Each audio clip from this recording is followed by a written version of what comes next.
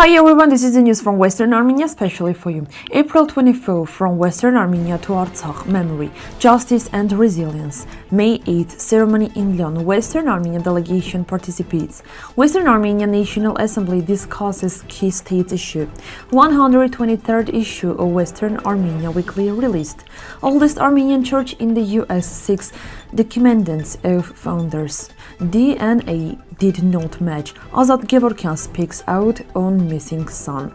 Armenian needlework as living cultural memory. Nemesis is culture, re-examining national memory and dignity. April 24 is a day of mourning and remembrance for Armenians worldwide.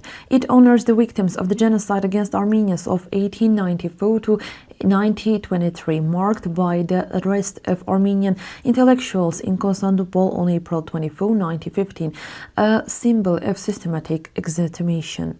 Beyond ceremonies, this day holds deep historical meaning. For many Armenians, it is about justice, memory, and survival of a people who endured exile, territorial loss, and conflict. In cities like Yerevan, Paris, Beirut, Los Angeles, and Marseille, Armenians gather at memorials and churches. This memory is based on remembrance of victims, family transmission, preservation of language and culture, struggle for recognition, protecting of heritage.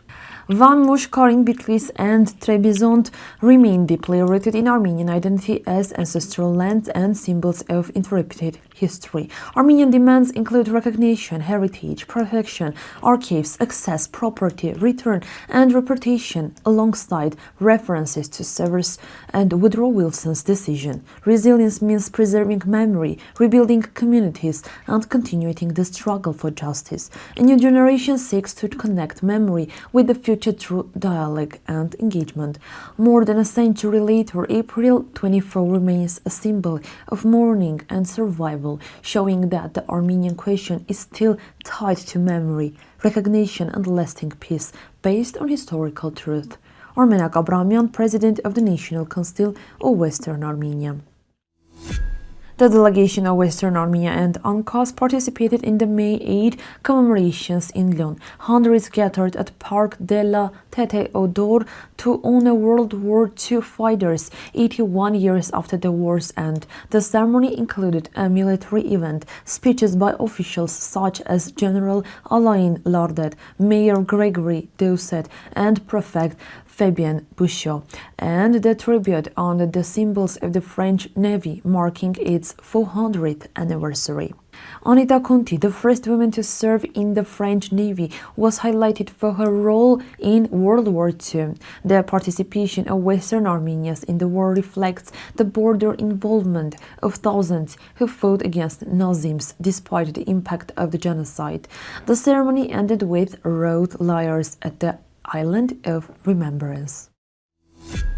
On May 6, the 14th session of National Assembly of Western Armenia was held online with 70 deputies present. The agenda and previous minutes were approved. Speaker Nelly Harutyunyan emphasized the importance of May in the history of statehood, especially May 24, the founding day of the Assembly. Discussion also covered constitutional development, state ideology, and national unity. Such initiatives are important for preserving identity and strengthening national values.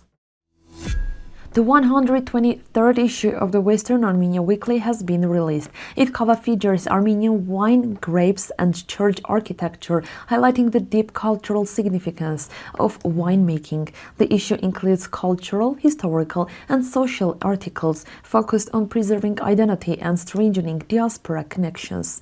The publication continues to unite Armenian readers worldwide. The Armenian Church of Our Savior, the oldest Armenian church in the US, will celebrate its 135th anniversary and is inviting descendants of founding families. Founded in 1891 in Worcester, Massachusetts, it became a key center for Armenian community life. Today, it remains an important cultural and spiritual hub, preserving Armenian heritage. Azat Gevorgyan continues his protest demanding information about his son Karen missing since the 2020 Artsakh war. He states that DNA result did not match and he still believes his son may be alive. Karen last connected his family on September 27, 2020. His status changed from killed to missing, and the father says he will continue protesting until he receives clear answers. Aylin Vartanyan's article explores Armenian needlework as a form of cultural memory. The Armenian needle lace initiative is presented as both an archive and living space connection stories, traditions, and identity. The work emphasizing preserving memory through craftsmanship and intergenerational connection.